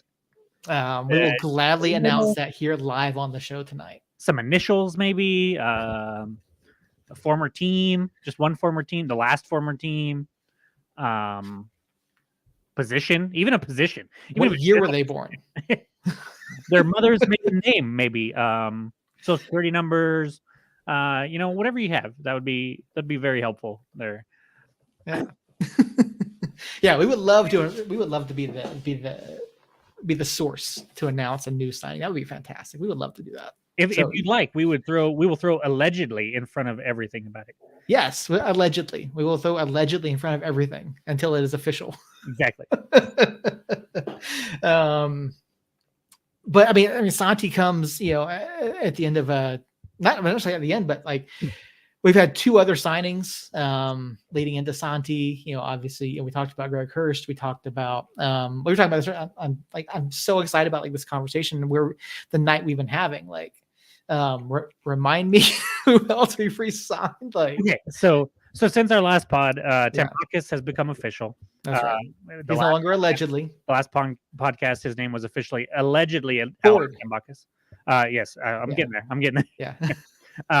Since then, though, we have announced his backup, Ford Parker, coming back. Did you see the USL transfer tracker on the USL website? I did see that. So I found it interesting that Years, Tambakis, and Ford, I believe, were all options that were exercised and not re-signings, according to that transfer tracker, which United's ability to sign these guys to multiple year contracts with some options built in there, I think is hugely important for the club, and having that option of stability in years going forward. But then we saw Parker, and then we saw Yearsy coming back. So we now have 15 players rostered. We've got the 2 goalkeepers in Tambakis and Parker. The United website has us listed with 5 defenders: Austin Yearwood, Josh Suggs, Will Seymour, Kalen Ryden, and Harry Swartz. 5 midfielders, or actually it says 4 midfielders because they don't have Santi on here, but I think Santi will end up being a midfielder on here, but I could be wrong. But the midfielders: Rivas, Bruce, Weehan, and Portillo, and then Hurst, Amando, and Nava under the forward category, and then Santi either in the forward or midfield category. So we've got 15 players. We've got a pretty good mix of forward, midfield, and defenders. So I think any new signings could be from any one of those positions. And so it's starting to take shape. We talked about, some depth on the wing and stuff like that. You left us hanging there, David. I think you think you forgot to type who the new signing was on this one here. Kind of just put ... there. I think that was a typo. I want to fix that for us so we can announce it real quick. But he is. The United roster is taking shape. According to this, we may be here of a new signing this week. Per David Carl there in the chat, which would be okay with me. Another Christmas present under the tree. And so, that would put us at 16. We'd be on our way up there. And I'm really excited about the way it's taking shape. I hope we get some big names up top still. Although we've learned last year in particular, big names. I mean, it doesn't get much bigger in the USL than Nico Brett, Kevon Frater, Romario Williams, Jerome Kiesewetter, and Devin Sandoval. I mean, those are all names that we had all heard of before they played for United, or had already played for United and performed well for United. And they didn't necessarily perform up to what we wanted last year. So big name isn't always the answer, but we definitely need some more attacking talent up there that's going to find the back of the net. And I would like to see a defender or two added. I'm a little bummed. So we also did get the roster update that mentioned, who we had brought back, who we hadn't brought back, this, that, and the other. I'm going to bring it up real quick just so I can have all the details, but there are a couple of details in there that I want to ask you about. So United did not exercise contract options on Romario, Swahi, Frater, or Nico. Do any of those four names surprise you? Would you have rather brought any of those four names back? Obviously, we don't know the numbers as far as salary and stuff like that, and that obviously factors in to the club's decisions to exercise these contracts or not. But just from a purely on-field product, do any of those names surprise you as far as not coming back? Alexi. That's the one that sticks out to me too. Yeah, he was the guy that I was really big on last season. I felt like he played well. He wasn't necessarily a guy that you mentioned every single week, right? But he was very solid when he was out there, and I feel like he's a guy that I felt like we could have kept. I would have liked to have seen here, long term, to help anchor that back line. Nice. So that one to me was kind of surprising. And then initially, when we didn't bring back either Nico or Kevon, I was kind of surprised by that. But with some other information that I've learned, I'm not really surprised. I mean, obviously, neither really did what we had hoped. And I'm sure that money was a component in that. I'm sure that there were some other considerations because we saw at times tempers flare up a little bit. Between some guys. And so maybe it just wasn't necessarily working out the way that everyone expected. So, I mean, obviously there's still a chance that these guys re-sign. Right. But in this press or in this release, it does say that the players are able to sign with any club, and then including New Mexico United, and including is bold, which means to me, we'll probably see a few of the names from the non-exercised options and players whose contracts have just expired, which are Sam Hamilton, Rashid Tete, Josh Suggs, which we already see back, Devin Sandoval, Jerome Kiesewetter, Michael Azira, and Tabor Teka Preston. I think we see, we already have Suggs, like I said, but I think we still see two or three names from those 10 other players there that could, or I think we see them sign back with New Mexico United there at some point. Yeah, I think it's a chance for one or two of those guys. I would love to, and Suggs, obviously the 10 o'clock at night announcement, which I thought was fantastic. Just the roster link. I thought that was really interesting. I would love to see Sam back, and that's just me. And I know you guys weren't as big on Sam, but I would love to see Sam back. I felt like Sam did a lot of good things. So he's a guy, and so Sam fell off at the end of last year, but I still love Sam. I think Sam has been a very good player for us since day one. And I'm all for him being part of this midfield. going forward. So I'm down on Sam in the sense that he had a bad year last year. A bad half of the year last year, because I think he was really, really good for us the first half. I don't know if there was an injury there or what happened, but he did fall off there a little bit. But I would love to see him back. Honestly, not having any idea of salaries and what budget is and everything like that. Swahi, Nico, Hamilton, Tete, Sandoval, Kiesewetter, Azira, and Preston, I'd be excited if any of those players came back. Kevon, I love Kevon. Kind of like Santi. I mean, he means a lot to the club, the history of the club. And I do think he has the talent to turn that around after last season. But he's not a guy that I'm like, yes, that's who we really need to bring back. So, but I mean, everybody on this list, if they were announced tomorrow that they were coming back, I would not be upset at all. In fact, I'd probably be pretty happy. Just real quick, David, you can tell us.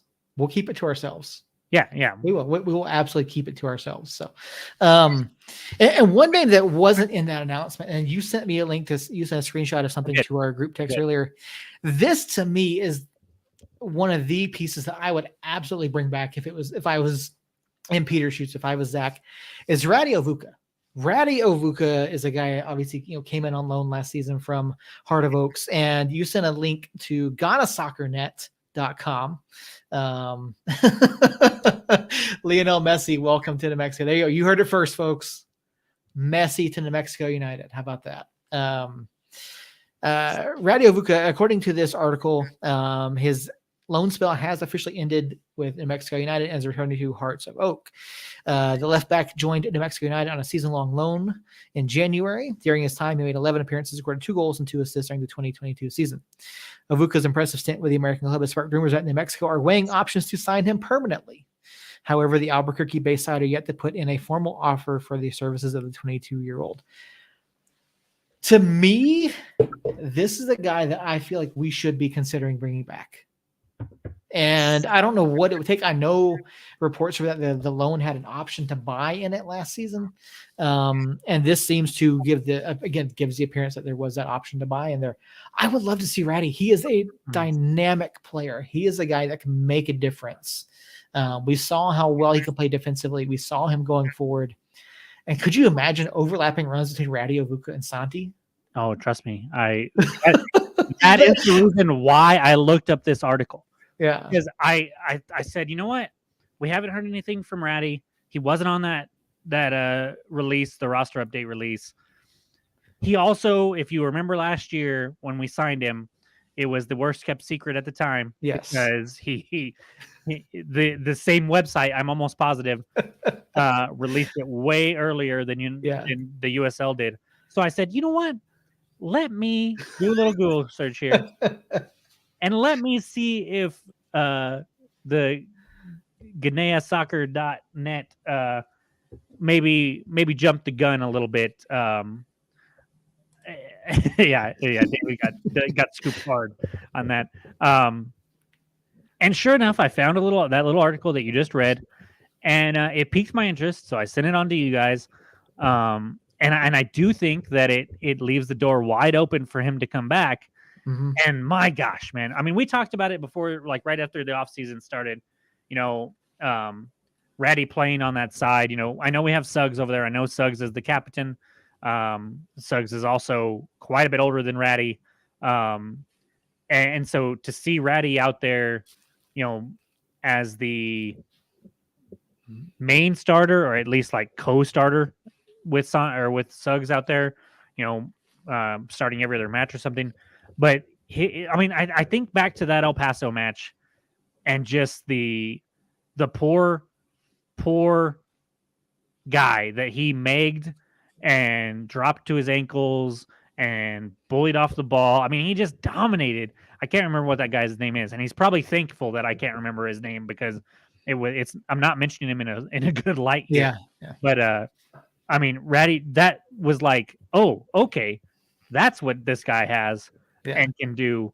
So to see that out there, overlapping with Santi or even vice versa. If Ratty gets the ball and pushes forward, have Santi overlap him. I mean, it's a very, very intriguing sight that this article at least gave me some hope that it's not dead, that it could still happen. Yeah, that would be an interesting piece to bring back. But yeah, we've still got a long way to go. Still a lot of announcements left. Hey, Sombrero, man, how you doing, buddy? Glad to have you here. Appreciate you stopping by. So yeah, I mean, sounds like we've got another signing announcement coming later this week from David Carl. Can't wait to see who gets announced next for New Mexico United. The other piece of news that I had coming in tonight was, and this was something that, Sombrero, man, we talked about, a little signing the Mexico United announced this week. We talked to Andres Trujillo, just some minor things. You might want to go back. After we're done. Rewind, go back, watch on demand. Go to all your podcast apps, download it a couple times, leave a review, rate it. Even just do things like that. Probably in your best interest. Yeah, and David Carl obviously gave us a new announcement tonight, so you missed the whole thing. Yeah, messy. Yeah, messy, obviously. Today the USL Championship announced the season format for 2023, and this included a massive change. The conferences are now balanced, 12 clubs. Oh God, are we on Stitcher? I'm fairly certain we are. I'll go check real quick. Are we on Stitcher? Anyways, the announcement by USL while he's looking at Stitcher. The typical home and home with the Western Conference foes. There's going to be 12 teams in each conference. So we aren't getting any new teams. I don't think anybody left other than the MLS 2 sides, aside from Loudoun, which is surprising. They're still there. But so 12 teams per conference. We play everybody in the Western Conference home and home, which is nothing new. That's kind of standard quid pro quo for a normal non-COVID season. But in a twist, we will now play everybody in the Western Conference, 6 at home and 6 away. Obviously, who we play here and who we go to is yet to be announced. But that means we will see the likes of Tampa Bay Rowdies. We will see the likes of Louisville, which we did play in the past already. But everybody over there in the East, we will play them once in the regular season, bringing a total to 34 games. And then I think, both of us kind of were excited about being able to play everybody at least once. That's really cool. The only problem that I had with this was that 8 of the 12 teams in each conference make the playoffs. That just is way too many. But what is this, the NBA? But okay, calm down there. But at the same time, we had 7 last year. 7, 8. What's the difference there? And I don't know if you can go to 6. I mean, could you go to 6 and give 2 buys? Is that what you would have preferred? Because I'm kind of like, I feel bad. I don't like that it's 8, but I haven't been completely thrilled with an alternative option either. Yeah, I'm not happy with 8. I think it's far too many clubs to get into the playoffs. I think you have to go 6 with 2 buys. Give your 1 and 2 seeds the buy and go from there. But yeah, it's just I don't know. I mean, I'm excited for the format. I'm excited for the year. I'm not. Yeah, I don't like the playoff structure. Like, I don't. And so, David over here, love the interconference play, but it should be 6 team in the playoff. Sombrero man with a WWE joke, and I agree. But USL Pony, I think it was USL Pony, over on Twitter, had an idea. I don't remember what his idea was, but he brought up a point that I hadn't thought of. With 6 teams, you get 2 first-round matchups, you get 2 second-round matchups, you get the conference final. and then you get the championship. So that's only 11 playoff matchups or 11 playoff matches, and that's it. Whereas if you did with this 8-team format, you got 4, and then there's just some more games. Sorry, Carlos chat threw this in the chat, and it's what I think. Home and away. Yeah, Yes. I think that would be fantastic. Maybe not for the first round. I think if you don't get the bye, you get it like a play-in round. Yeah. And then once you get to the conference semifinals, then you do a home and away, and then you do a home and away for the conference finals. Then you do a home and away. I'm not going to dignify that with a response, David Carl. And then you do a home and away for the final. And I do think that is a solid play there, because MLS had legs in the playoffs up until 2019 when you guys won the championship. When Atlanta United won the championship, was it 2 legs or was it just the one game? The final was just the one game. Was it? Yeah. Okay. So it must have been the year before that they did away with legs. If I could be wrong, but I think that it could be better. But at the same time, hey, we've got a 2 and 3 chance of making the playoffs, and if you don't make the playoffs with only 4 teams from your conference missing out, you were probably pretty bad. So I do like the idea of, as a fan of a team, the fact that, we can get in and make a run, even if we don't have the best off season or best regular season or something like that. That's exciting to me. But I mean, I'll finally address David's comment. I don't see getting rid of the playoffs altogether. But because that's the American way. We have playoffs, damn it. Well, and it's just it comes down to this. I mean, it comes down to money. That's all it is. And with a league like we have with the 2 conferences and it being like spread out over the whole continental United States, it doesn't work necessarily to play a fully balanced schedule of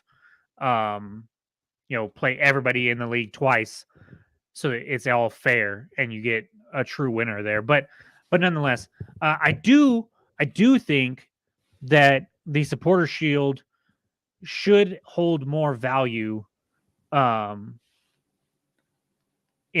American soccer. I think that if you win the regular season and you are the best team over 34 matches, that should be worth more than a team like Real Salt Lake or Real Monarchs in 2019. No offense, Kalen Ryden. But a team that gets hot at the right time and goes on a run after being mediocre the rest of the season, that shouldn't be as valuable as a team that was the best team over 34 matches. But I don't know, like it's in our heads as American sports fans that the cup is worth more. And so I don't know how you fix that unless you do away with the playoffs, but that's never going to happen because of the money. Yeah, I think I don't see the league changing that. I do agree with Carlos because I'm fairly certain that Pro Rail is coming. I think that would be fantastic to see. But yeah, I don't know. I think I think the intra-conference play over the past season or 2 has really shown the league what it can do.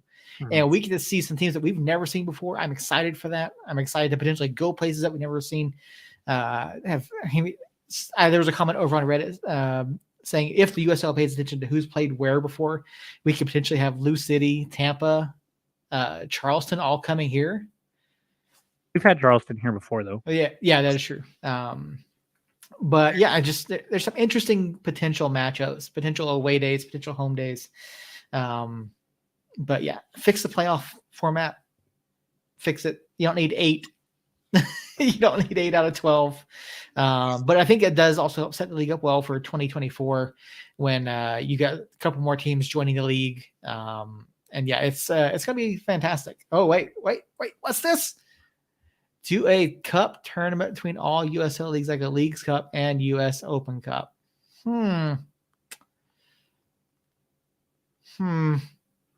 I'm pretty sure, and the winner gets a CONCACAF spot. How about that? CONCACAF would never let that happen, but I would be on board. Exactly, that's the thing. Away day at Hartford, green chili clam pizza. I mean, I'd be down to try it. I guess. Yeah, I'll give it a shot. So I saw Phoenix post that they listed the teams that they have never played before. Mm-hmm. Am I crazy, or have we played everybody? We played Loudon. We played Charleston. We played Tampa. Have we played Tampa? Tampa's the one that I can't remember. Well, we played Birmingham.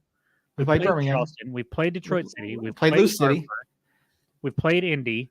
We played Loudon. We played Lou City. We played Memphis. Yeah, I think Tampa's the only one left. We played Pittsburgh. Yeah, and we played Tulsa. But yeah, I don't think we've played Tampa, so that might be the only one. But for some reason in my head, I'm thinking we have played Tampa, but I can't think when we did or what the result was. So now I'm gonna have to go back and look. But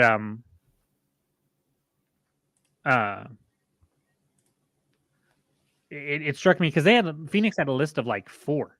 Yeah. That I was like, really? And then I was thinking about it and I was like, I feel like we've played just about everybody. Yeah. Yeah, we never played Tampa because in the COVID season we had Tulsa and Phoenix didn't. I could be wrong on that. But yeah, I don't think. And I mean, I was kind of like, I know I mentioned I was talking to David. I was like, oh, because you could play Atlanta. Like, no, Atlanta's MLS too. They're gone. So yeah, it's kind of amazing that Phoenix has 4 clubs that they never played. But I guess it's not really that surprising because we haven't had inter-conference play. Yeah. For all that long. So, but I mean, we've had it the same amount that they've had it, and we only have the one team, which just kind of threw me off. But I think I don't know. Oh, we had the extra club last season. Yeah, we did have. Yeah, I had the extra one. Yeah. If you have any away day, what would it be? Of the clubs that are left, of the clubs there, for me, I'd love to go to Tampa. I think that'd be a great environment with Ralph's Mob and everything. I think it's a fantastic option. If we're just talking Eastern Conference, then yeah, it's Tampa, Tampa, maybe Charleston. Just the history that they have. I mean, Tampa does too, obviously, but the history that Charleston has with this league and the ties that we kind of have with our club. You know, Zach, Alex, Portillo, Azira. Troy, all kind of having ties to Charleston. Zach. I said Zach first, I thought. You said Alex. I thought I said Zach first. Oh. Anyways, yeah. Everybody has with the ties that we have there and the history that they have with the USL, and Charleston's a fairly nice place, I think. In fact, I think it's a great city. I have family that are close to there now, so so Charleston might be it. If we're talking all around, San Diego is still my go-to. Like, yeah, that's where I want to go, just because I like the area. But that's just me. That's why we're thinking Tampa. That's why. Okay, that's it. So, but yeah, I mean, man, the off season is flying. It really is. Off season is flying. We've got more signings to come here. At least one more before the new year. We've got the league format for next season, and we are just under 3 months away from opening day. And we have they said the schedules will be announced in January sometime, so hopefully sooner rather than later. We talked about 7 and 9 if we stay at the same roster size, new players to be announced, maybe returning, maybe new. Yeah, it's the World Cup's over. We can focus on the World Cup. Oh yeah, that thing. Yeah, it's over now, so we can. Nugget from David. Home openers in the first week of January. All right, so that's way to start the new year. So we'll get stuff like that coming in. We'll get new players coming in. We'll get. I really like to look around at the other teams as well. they're signing. So it's, I mean, we're a New Mexico United podcast, but we play all these other teams, and so I like to know what's going on over there as well. Yeah, we do have the Women's World Cup coming this summer. That'll be after the USL starts as well. So, but as far as the offseason is concerned, it's going to be how can we beat Messi in the World Cup if he's playing for us, David? In the Open Cup, yeah. I know you're contradicting. That's a great question there. Yeah. But no, I mean it's full go. We talked to Andres earlier in the podcast about the runner season. He's that good. It's already started. Got a home game coming up for them, coming up on January 7th, and then we'll just keep trugging along. We'll come out with more podcasts as we get more news, and yeah, I'm excited to go from World Cup mode to silly season USL mode full time now. Ooh, a new video board, yeah. A bunch of new things at the Ice Topes. No hill. Yeah, I know. So we might be able to get a little bit bigger pitch as far as width wise, anyways, which will be exciting. Yeah, give more room for Santi and Ratty to do their damage on that left side. It certainly would. I'm going to speak it into existence, Seth. Yes, we are. Yes, we're going to make Ratty happen. That's what we're going to do. We don't care about the away team. We don't care about them. Rip to the hill. That's right. But yeah, it feels like the season never really stopped. You know, we've still got, and we talked about it last night. You know, well, that's because we did 30 pods for the World Cup. That is true. And who knows? We might do the same for the Women's World Cup. We'll see what happens. Carlos brings in a good point there. We use the away locker room, so a new locker room is okay. A new away locker room means a new locker room for us. So that's good. Thanks, Carlos, for that. Yeah, hey, appreciate that. Yeah, it's just so much going on right now. We are planning on being back after the new year. So yeah. Carlos and David, any questions for us? I'm curious. Anything at all? And then after that, we'll wrap the show up. But I had one more for you, Seth. Okay. You know, we argued about Santi. We did this, we did that. And then David teased another announcement there. Assuming it's we'll say new player, because we kind of know the list of old players there. Mm-hmm. In your little what position signing? Basically where I was going is who do you want this to be? Carlos, real quick, my forehead's resolution is to get smaller. We'll see how that goes. I'll let you know. That's a great resolution there. Position shining to announce next. I want to see I want to see a mid I want to see a 9 or a 10. That's what I want to see. 9 or 10. Someone that can attack and go forward. That's what I want to see. See, I'm on the opposite spectrum. I want a center back. There you go. We really have, you know, Kalen and Seymour. I'm thinking of a 4-4-2, or at least a 4 at the back system. I think that was what was more beneficial to us last year in what we were dealing with. And so, but even 3 at the back, I mean, that even we need more bodies back there in that position if we do the 3 at the back, and we really only have the 2.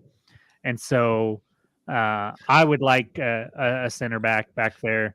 But I'd be perfectly okay with a 9 or a 10 as well. Yeah, I almost said a defender. Just because we need one, we need some depth there. I don't know if you've been in the training center. I have not yet. Yeah, okay. That was so when I went down for the press conference. That was actually my first time inside the training center. I haven't had a chance to get down there to any of the other press conferences or the opening of it. And on the wall in there, it shows some formations and it shows the terminology that they use. And so thinking about how you're looking at it as a 4-4-2, I'm thinking, okay, I know what I saw on the wall, and I know where I would want to see someone introduced. And so that's why I'm like, okay, do I want to see like a 9 or 10, or do I want to see a defender? So it's really interesting to see that. Like, are we talking like a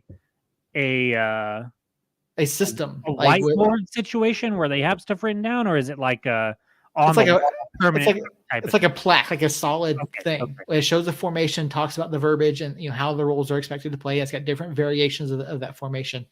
So it's really kind of interesting to see that.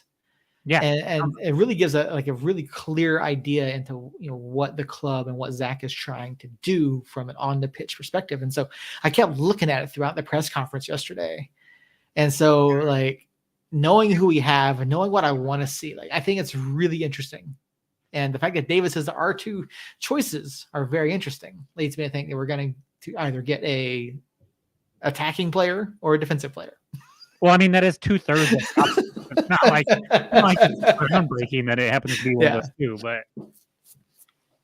I looked at his comment about two very interesting choices and said we're both wrong, and it's a freaking midfielder is what it read to me, but I could just be reading too much into it. Either way, new player announcements are always exciting. No, we're not going to get a third keeper. David, Earl. It's Earl. Earl. He's going to be sneezing at the press conference whenever it's announced. Yeah. And hacking up a lung. But yeah, so redacted. I think the oh man. I love when the chat's active, but it distracts me so much. Yeah. Because I do not have a ability to focus on what I'm saying anyways. So David, Carlos, thank you so much. Seth, if you got anything else, I'm good. I'm good. Then let's go ahead and get out of here. We will, at least me and Seth will be back tomorrow. Have a little World Cup recap of the whole tournament in a whole, or the tournament in whole, and well, what we really liked about it, what we didn't like so much about it, and stuff like that. And then that'll put a nice little bow on our World Cup coverage for now until the Women's World Cup later this summer. And then we'll be back as far as New Mexico United. We'll be back after the first and see what happens unless we get some groundbreaking stuff between now and then. Or if David wants us to announce a new signing live on air, you said you got to keep us on our toes as far as announcements and stuff. I think a very good option for that is to have us break it here live on the pod. But whatever you guys want to do, you just let us know, David. We're up for it. So until tomorrow, if you have been following our World Cup coverage and want to catch that, if you're just strictly here for United, then catch us again in a couple weeks. And until whenever the next time you tune in, guys, somos unidos.